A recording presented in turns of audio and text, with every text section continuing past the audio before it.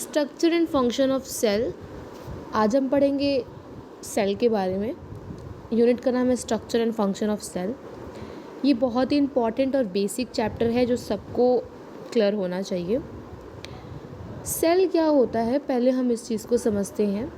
Cell fundamental unit है, यानी सबसे छोटी इकाई है। दुनिया में सारे ऑर्गेनिज्म किससे बने हुए हैं? सेल से ही बने हुए हैं। कुछ ऑर्गेनिज्म होते हैं यूनिसेलर और कुछ ऑर्गेनिज्म होते हैं मल्टी सेलर। यानी यूनि का मतलब सिंगल, जिनके अंदर सिंगल सिर्फ सेल होता है वो होते हैं यूनिसेलर ऑर्गेनिज्म। एक होता है मल्टी सेलर ऑर्गेनिज्म, यानी उनके अंदर क्या होंगे, ढेर सारे सेल्स होंगे। जैसे ह्यूमन के अंदर की अगर हम बात करें तो ट्रिलियंस ऑफ सेल्स हैं और ट्रिलियंस ऑफ सेल्स मिलकर के एक ह्यूमन को बना रहे हैं। ठीक है, यहाँ पे हम देखेंगे कि ह्यूमन में कितने टाइप्स के सेल पाए जाते हैं। जैसे स्पर्म हो गया, स्पर्म भी एक सेल है। किडनी के सेल्स हो गए जिन्हें हम नेफ्रॉन कहते हैं। हिपेटोसाइट्स हो गए जिन्हें लिवर सेल्स कहते हैं। बोन सेल हो गए, लंग्स के सेल हो गए, ब्रेन के सेल न्यूरॉन्स हो गए, ब्लड सेल जैसे WBC RBC हो गया, हार्ट के सेल हो गए, मसल के सेल हो गए, पैंक्रियाज के सेल हो गए, एग के सेल हो गए। डिफरेंट टाइप ऑफ सेल पाए जाते हैं ह्यूमंस में, है ना। तो ह्यूमन के अंदर डिफरेंट टाइप ऑफ सेल पाए जाते हैं और ये सेल क्या करते हैं, पूरे ह्यूमन को बनाते हैं। इंट्रोडक्टरी की बात कर लेते हैं। इंट्रोडक्टरी पार्ट क्या है? तो सेल क्या है? फंडामेंटल यूनिट ऑफ लाइफ, यानी सबसे छोटी इकाई है। सेल बार बार रिपीट कर कर के क्या बनाता है, पूरा ऑर्गेनिज्म बना रहा है। यानी कि ह्यूमन के अंदर सबसे छोटी इकाई वही बार बार रिपीट करके क्या बना रही है, पूरा ह्यूमन का एक शरीर बना रही है। तो जैसे सपोज जो एक वॉल है, तो वॉल की सबसे स्मॉलेस्ट यूनिट क्या होगा, ब्रिक होगा। वो ब्रिक बार बार रिपीट करके पूरा वॉल का फॉर्मेशन कर रहा है। वैसे सेल बार बार रिपीट करके यहाँ पे क्या, ऑर्गेनिज्म का फॉर्मेशन कर रहा है। सेल्फ रेप्लिकेटिंग स्ट्रक्चर, यानी सेल क्या होता है, खुद से रेप्लिकेट करता है।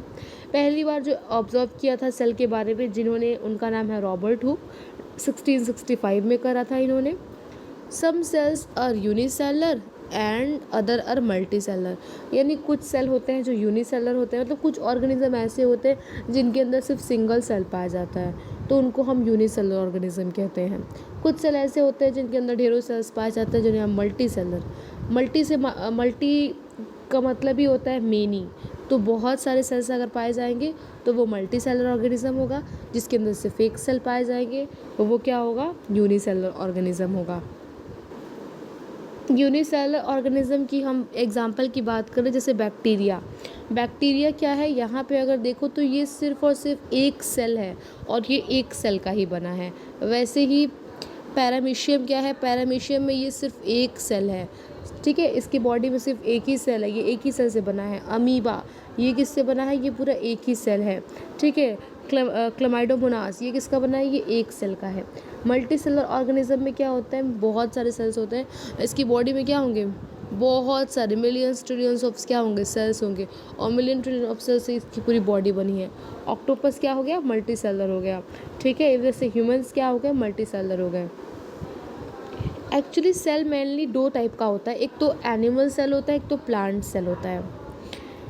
एनिमल सेल के अंदर जैसे देखो ये एनिमल सेल हो गया, इसके अंदर आपको ब्रॉड, यहाँ पे आपको ब्रॉड क्या दिखाई पड़ रहा है, न्यूक्लियस दिखाई पड़ रहा है, ये न्यूक्लियस हो गया। उसके बाद यहाँ पे आपको सेमी लिक्विड ब्लूइश कलर का मटेरियल दिखाई पड़ रहा है, उसको हम लोग साइटोप्लाज्म कहेंगे। सेल को कवर करने के लिए, जैसे पूरा सेल है ना, तो सेल को प्रोटेक्ट करने के लिए एक यहाँ पे कवरिंग होती है जिसे हम सेल मेम्ब्रेन कहते हैं। इसके अंदर आपको रेड कलर का कुछ ग्रेन्स टाइप्स का दिख रहा होगा, ये क्या है, ये आपका माइटोकॉन्ड्रिया है। तो एनिमल सेल के अंदर कुछ बेसिक ऑर्गेनेल्स की बात की हमने, उसमें क्या आ गया, nucleus, cytoplasm, cell membrane, mitochondria. आगे हम हर एक को अच्छे से पढ़ेंगे। पहले मैं जितना बताते जा रही हूँ इसको हम समझते जाए, फिर हम एक एक करके माइटोकॉन्ड्रिया क्या है, सेल मेम्ब्रेन क्या है, साइटोप्लाज्म क्या है, न्यूक्लियस क्या है, हर एक चीज़ को हम बड़े ही अच्छे से पढ़ेंगे। प्लांट सेल में क्या होता है, प्लांट सेल के अंदर भी आपको न्यूक्लियस देखने को मिलता है। यहाँ पे आप देख रहे हो ब्रॉड न्यूक्लियस दिखाई दे रहा है। यहाँ पे ब्लूइश कलर का सेमी लिक्विड मटेरियल जिसे हम क्या कह रहे हैं, साइटोप्लाज्म कह रहे हैं। यहाँ भी प्रोटेक्शन प्रोवाइड करने के लिए क्या होता है, सेल मेम्ब्रेन होता है। ठीक है, सेल मेम्ब्रेन हो गया। ठीक है। उसके बाद यहाँ भी आपको रेड कलर का पार्ट दिख रहा होगा जिसे हम क्या कहते हैं, माइटोकॉन्ड्रिया कहते हैं। तो ये चीज़ें तो कॉमन थी जो कि एनिमल सेल के अंदर भी प्रेजेंट था, यानी कि न्यूक्लियस एनिमल के अंदर भी प्रेजेंट था, प्लांट के अंदर भी प्रेजेंट है। साइटोप्लाज्म एनिमल के अंदर भी था, प्लांट के अंदर भी प्रेजेंट है। वैसे ही सेल मेम्ब्रेन और माइटोकॉन्ड्रिया प्लांट के अंदर भी था और एनिमल के अंदर भी है। नाउ अब हम कुछ चीज़ें पढ़ेंगे जो कि एनिमल के अंदर एब्सेंट होता है बट प्लांट के अंदर वो ऑर्गेनेल्स प्रेजेंट होते हैं। जैसे यहाँ पे हम बात करें तो सेल वॉल, प्लाज्मा मेम्ब्रेन के भी बाहर एक मोटी कवरिंग होती है, वो प्रोटेक्शन प्रोवाइड करने के लिए मोटा सा यहाँ पे एक लेयर होता है जिसका काम होता है प्रोटेक्शन प्रोवाइड करना। उसे हम क्या कहते हैं, सेल वॉल, जो कि प्लांट में प्रेजेंट होता है बट एनिमल में वो एब्सेंट होता है। क्लोरोप्लास्ट पाया जाता है किसके अंदर, प्लांट के अंदर, बट एनिमल के अंदर एब्सेंट होता है। हम पढ़ेंगे कि क्लोरोप्लास्ट क्या है बट अभी सिर्फ समझा रही हूँ। वैक्यूल की अगर बात करें तो यहाँ देखो कितना ब्रॉड वैक्यूल ये येलो कलर का दिखाई पड़ रहा है। ठीक है, यहाँ पे प्लांट के अंदर बिग वैक्यूल होता है जबकि एनिमल के अंदर एब्सेंट होता है या तो फिर छोटा होता है, स्मॉल होता है। ठीक है, तो ये कुछ बेसिक्स ऑर्गेनेल्स थी जो कि किसी भी प्लांट सेल के अंदर पाई जाती हैं, जिसमें nucleus, cytoplasm, cell membrane, mitochondria, cell wall, chloroplast, vacuoles, ये सब आते हैं। अब हम थोड़ा सा डीप में देख लेते हैं। तो यहाँ पे मैं एक एनिमल सेल को लेकर के आई हूँ। तो एनिमल सेल में क्या है, यहाँ पे आपको न्यूक्लियस दिख रहा होगा, ये आपका न्यूक्लियस है। ठीक है, और न्यूक्लियस की दो मेम्ब्रेन होती है, एक इनर मेम्ब्रेन, एक आउटर मेम्ब्रेन। तो आउटर मेम्ब्रेन पे कुछ इस तरीके का जालनुमा स्ट्रक्चर होता है, ये यहाँ पे कुछ ऐसा सा दिख रहा होगा आपको, ये जालनुमा स्ट्रक्चर दिख रहा है जिसे हम क्या कहते हैं, एंडोप्लाज्मिक रेटिकुलम। एंडोप्लाज्मिक रेटिकुलम भी दो तरीके का होता है, एक रफ एंडोप्लाज्मिक, एक smooth endoplasmic reticulum. Rough endoplasmic को रफ एंडोप्लाज्मिक रेटिकुलम इसलिए कहते हैं क्योंकि एंडोप्लाज्मिक रेटिकुलम के ऊपर जब राइबोसोम आकर के अटैच हो जाता है ना, यहाँ पे सपोज राइबोसोम आ गया तो अब हम इसको क्या कहेंगे, रफ एंडोप्लाज्मिक रेटिकुलम। और ऐसा एंडोप्लाज्मिक रेटिकुलम जिसके ऊपर कोई राइबोसोम नहीं है उसे हम स्मूथ एंडोप्लाज्मिक रेटिकुलम कहेंगे। ठीक है, तो यहाँ पे एंडोप्लाज्मिक रेटिकुलम भी मैंने दिखा दिया। उसके बाद न्यूक्लियस भी हमने देख लिया, और न्यूक्लियस के अंदर क्या होता है, आपका डीएनए होता है। वैसे ही लाइसोसोम भी पाया जाता है एनिमल के अंदर, एनिमल सेल के अंदर। साइटोप्लाज्म मैंने बताया ही सेमी लिक्विड होता है। सेल मेम्ब्रेन जो कि प्रोटेक्शन प्रोवाइड करता है। माइटोकॉन्ड्रिया यहाँ पे आप देख सकते हो येलो कलर का, जिसे power house of the cell कहते हैं। गोल्जी बॉडी या गोल्जी अपरेटस हम कह सकते हैं, यहाँ पे ऑरेंज कलर की दिखाई गई थी। राइबोसोम्स भी हैं। वैक्यूल मैंने बोला था कि प्लांट में या तो एब्सेंट होता है या तो छोटा पाया जाता है, तो यहाँ पे देखो पाया जा रहा है। फिर पेरोक्सिसोम्स, तो ये कुछ सेल ऑर्गेनेल्स हैं जो कि एनिमल सेल के अंदर पाया जाता है, जैसे nucleus, DNA, endoplasmic reticulum, lysosome, cytoplasm, cell membrane, mitochondria, Golgi apparatus, ribosome, vacuole, peroxisome, centriole, ये सब के बारे में हमें एक एक करके पढ़ना है। पहले हम सेल थियरी देखते हैं कि सेल थियरी क्या है। सेल थियरी को किसने दिया था, सिल्डन और श्वान ने दिया था 1839 में। सेल थियरी के कुछ पॉइंट्स हैं, जैसे all living things are made up of cell, यानी दुनिया में जितने भी लिविंग ऑर्गेनिज्म हैं वो किससे बने हुए हैं, सेल से ही बने हुए हैं। ऐसा कोई ऑर्गेनिज्म नहीं होगा जो कि सेल से ना बना हो। दुनिया में जितने भी ऑर्गेनिज्म है ना वो सेल से ही बने हुए हैं। तो पहला पॉइंट क्लियर है कि all living thing are made up of cells. Second point क्या है, cells are the smallest working unit of all living thing, यानी सेल सबसे छोटी इकाई है, सबसे स्मॉलेस्ट यूनिट है, वही रिपीट करके पूरे ऑर्गेनिज्म क्या कर रहा है, फॉर्मेशन कर रहा है। All cell come from pre existing cell through a cell division. इसका मतलब ये है कि जो सेल है ना वो पहले से एग्जिस्ट कर रहे सेल में डिवीज़न होता है तो दूसरा सेल पैदा होता है। जैसे कहने का मतलब है, सपोज़ यहाँ पे क्या है, एक सेल है, ठीक है, जिसे मैं बोल रही हूँ C1, यहाँ पे C1 सेल है, इसमें सेल डिवीज़न हुआ तो दो सेल बने जिसे मैं C2 कह रही हूँ, और ये हो गया C2। फिर C2 में सेल डिवीज़न हुआ तो यहाँ पे बना C3 और इसमें बना C3। इसमें सेल डिवीज़न हुआ तो यहाँ पे बना C4 और यहाँ पे बना C4। ठीक है, तो कहने का मतलब है अगर C2 को हम लोग ध्यान से देखें तो C2 का फॉर्मेशन कैसे हुआ है, पहले से जो C1 प्री एग्जिस्टिंग सेल था उसी में सेल डिवीज़न हुआ है, तभी तो C2 का फॉर्मेशन हो रहा है। तो वही पॉइंट कह रहा है कि all cell come from pre existing cell, यानी पहले से एग्जिस्ट कर रहे सेल से ही आता है नया cell through a cell division, यानी सेल डिवीज़न के बाद पहले से एग्जिस्ट कर रहे सेल से ही क्या आता है, नया सेल आता है।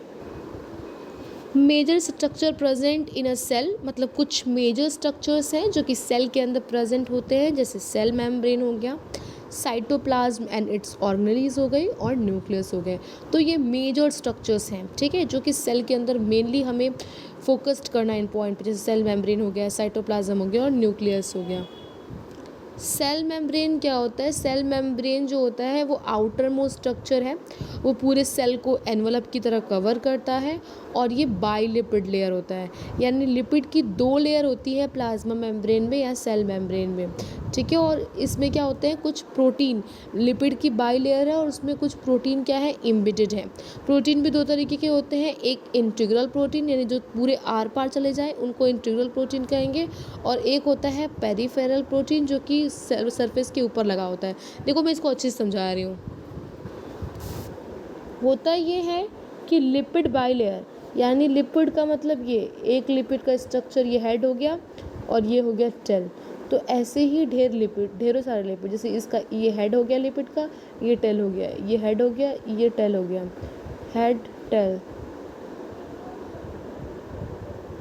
तो ये क्या बना, ये एक लेयर बन गई, ये एक लेयर बन गई, ठीक है। दूसरे में सिमिलरली क्या होगा, यहाँ पे हेड होगा, इधर की तरफ टेल, यहाँ पे हेड, इधर की तरफ टेल, यहाँ पे हेड, इधर की तरफ टेल, ये हेड और ये टेल, तो ये दूसरा लेयर हो गया, ठीक है।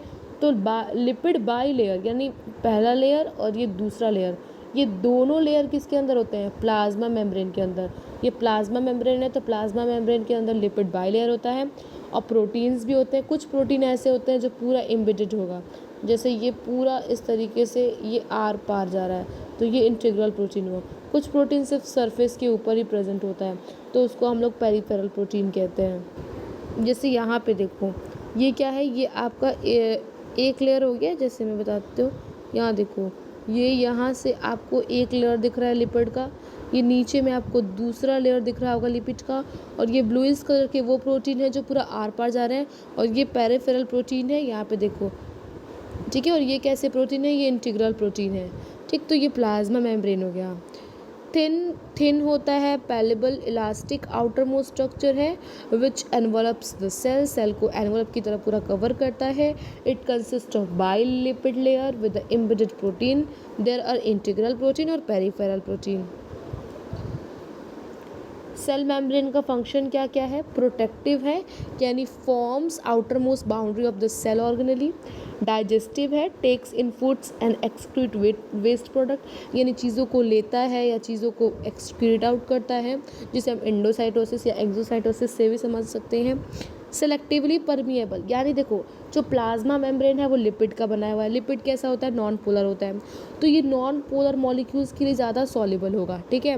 तो इसीलिए लिखा है कि जैसे नॉन पोलर मॉलिक्यूल में कौन हो गया, O2, CO2, N2, ये सब क्या होगा, नॉन पोलर हो गए, और लिपिड भी कैसा है, नॉन पोलर है। तो इसकी वजह से नॉन पोलर रीजन में इनका क्या होता है, ज़्यादा आप कह सकते हो कि जो भी चीज़ें होती हैं उनका ट्रांसपोर्टेशन ईजिली हो जाता है। जैसे देखो लिखा है gas O2, CO2, N2, lipids, steroid, hormones, alcohol can dissolve in non polar region of the membrane and move rapidly across the membrane, यानी क्या करता है, मेम्ब्रेन के अक्रॉस आर पार ईजिली जा सकता है जो नॉन पोलर कंपाउंड्स है। क्यों, क्योंकि like dissolve in like, non polar किस में डिजोल्व होता है, नॉन पोलर में ही, तो वैसे ही ये नॉन पोलर को आने जाने देगा अपने थ्रू।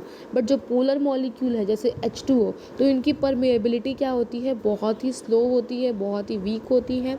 तो लिखा है H2O सॉल्युबल आयन, ग्लूकोज हो गया या यूरिया हो गया, ये सब पोलर मॉलिक्यूल हैं। Such have a much lower solubility, इनकी सॉल्युबिलिटी कैसी है, बहुत कम है। Therefore penetrate the membrane much more slowly, तो इसीलिए क्या करते हैं, पेनिट्रेट करते हैं मेम्ब्रेन से बहुत स्लो मैनर में। केमिकल एंड फिजिकल प्रॉपर्टी की बात करें तो chemical and physical property of membrane control the free passes of ion and out of cell. The property help in maintaining component in ICF and ECF. तो इस point को हम थोड़ी देर बाद डिस्कस करेंगे। साइटोप्लाज्म एंड इट्स ऑर्गेनेली पे चलते हैं। साइटोप्लाज्म क्या है? Cytoplasm actually semi fluid type का है, थिक है, जेल लाइक आप कह सकते हो कि ट्रांसपेरेंट फ्लूइड है, that is found in both plant and animal cell, दोनों में प्रेजेंट है। It constituent part of the cytoplasm और cytosol, cell organelle and cytoplasmic inclusions, यानी इसके अंदर सारी ऑर्गेनेलीज पाई जाती हैं। किसके अंदर? साइटोप्लाज्म के अंदर। Bounded by the plasma membrane and contain many organelle nucleate cell, यानी ये कैसे है? ये पूरी तरफ से, चारों तरफ से किससे बाउंडेड है? सेल मेम्ब्रेन से। और तो साइटोप्लाज्म को चारों तरफ से कवर कौन किया है? सेल मेम्ब्रेन, और साइटोप्लाज्म के अंदर ऑर्गेनेली पाई जाती हैं। ऑर्गेनेलीज के एग्जांपल देख लेते हैं, जैसे साइटोप्लाज्म के अंदर कौन कौन सी ऑर्गेनेली, जैसे माइटोकॉन्ड्रिया हो गया, लाइसोसोम हो गया, पेरोक्सिसोम हो गया, endoplasmic reticulum, Golgi apparatus, vacuole, ये सब क्या है? ऑर्गेनेलीज हैं। देखो, मैं ऑर्गेनेलीज के बारे में, हर एक के बारे में एक सेपरेट वीडियो बनाना चाहती हूँ, क्योंकि काफ़ी अच्छा हम डीप डाउन इसके बारे में नॉलेज हमें चाहिए। जैसे माइटोकॉन्ड्रिया के बारे में अलग, लाइसोसोम के बारे में अलग, पेरोक्सिसोम के बारे में अलग। तो अगर किसी भी टॉपिक पे आपको वीडियो चाहिए, किसी भी सेल ऑर्गेनेली पे आपको वीडियो चाहिए, तो आप प्लीज़ कमेंट सेक्शन में जाइए और वहाँ पे उस ऑर्गेनेली का नाम लिखिए। मैं ऑफ कोर्स वहाँ मैं एक सेपरेट वीडियो, आप जिसका कमेंट करेंगे, जिस ऑर्गेनेली का, मैं उस ऑर्गेनेली का ही वीडियो बनाऊँगी। तो प्लीज़ आप कमेंट सेक्शन में जाकर के जिस ऑर्गेनेली का भी आपको पढ़ना है, जिस ऑर्गेनेली के बारे में आपको समझना है, आप उसका क्या कीजिए, नाम लिख दीजिए। मैं समझ जाऊँगी कि उस ऑर्गेनेली का मुझे वीडियोस बनाना है।